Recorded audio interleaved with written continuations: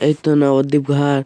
নবদ্বীপ ঘাটে জল খুবই বেশি, দিয়ে এদিকেও জল উঠে এসছিল। ওখানে নৌকা, প্রচুর বড় নৌকা। ওই নৌকা যদি বন্যা হয় তাহলে ওই নৌকো করে অনেক মানুষ আর ধরবে বলে তার জন্য এত বড় নৌকা করা। আর আপনাদের হলো আপনাদের জন্য সুবিধা এই নৌকায় দিয়ে। আর যারা নবদ্বীপ থেকে দেখছে তারা লাইক সাবস্ক্রাইব করুন। আর এদিকে 4-5 দিন যদি হলো জল বৃষ্টি হতো, পুরো একদম বৃষ্টিতে একদম বন্যা।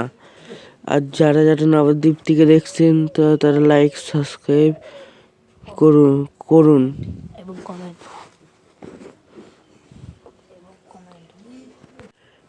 আমরা হেঁটে হেঁটে এখন নবদ্বীপ দিকে যাচ্ছি।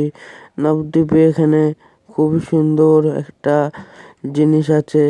ওইখানে অনেক লোকজন।